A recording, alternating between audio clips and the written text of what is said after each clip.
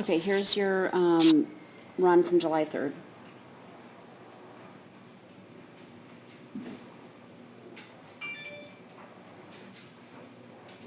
I was surprised how far you sort of let out and got past it. But you said he's doing better. Whoops, that looked like you got a little confused there.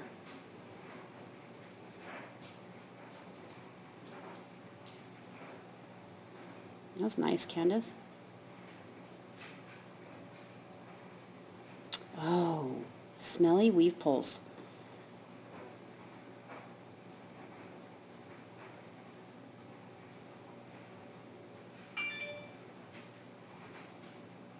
This line was hard, I remember that. Looks like you did pretty well. Oops. Boy, it's hard for me to see why he did that. Nice run out.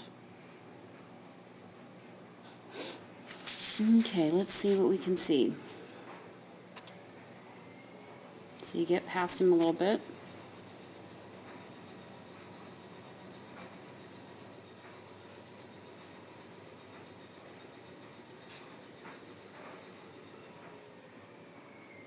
So I can't remember if I've suggested to you to do rear crosses on the flat. It seems that I have.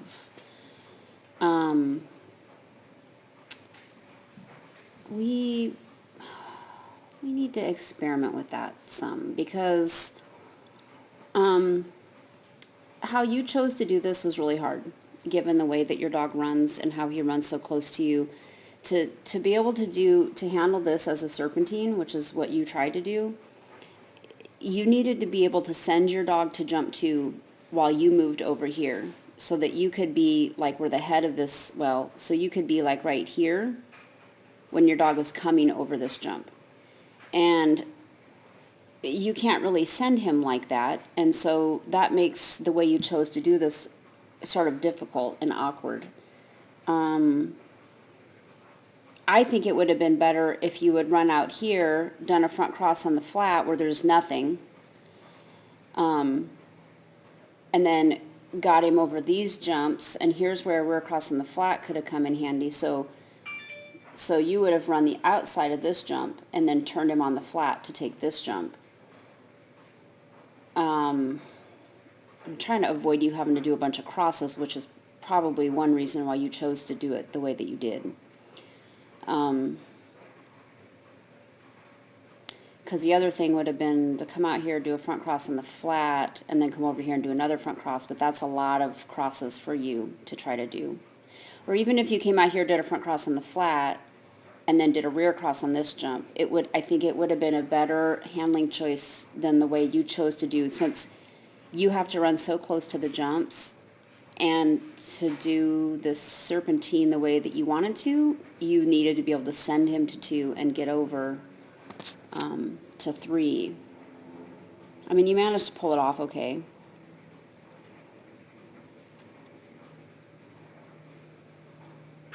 And you get a nice cross in there. That was nice. Nice lines. And you get him into the weave poles, and he gets smelly for some reason. He must have actually done the weave poles, though, correctly. Okay, and then you do a front cross on the flat. That's perfect. Perfect place. Get yourself set up. You're far away from the jump, so you don't get called on anything. And this line is difficult. You do a rear, oh no, you're still on the inside. There you do a rear cross, which was a good choice. Now here's another place that a rear cross on the flat would have been nice. So you did a rear cross back here, which is good, because this part of the course really required you to do a cross here and a cross here between these 2 jumps. Okay, so now you're on the left side of the jumps, and it would have been better, well, more clear to Buzz if you would have stayed on the left side over here and then done a rear cross on the flat way out in this giant space and then sent him over. So by doing a rear cross here where you're going to, right there, It's actually, see how he's already turned, he already turns and looks at you anyways. But he still has to go all the way out to that jump right there. So, I can't remember if, I know that we've talked about this and maybe he doesn't do them well. I don't know. But boy, I think it would be a good option for you sometimes. You managed to get him pushed out though. I don't know why he didn't take that one. Your arm tends to come up and down all the time, up and down. I don't know, but you are consistently that way, so I don't know if that is why you were looking at him and not looking at the jump. There may have been a lot of factors there why he did that. There you go. And then it's just a nice straight run out. You do a really good job of just picking a line and running it.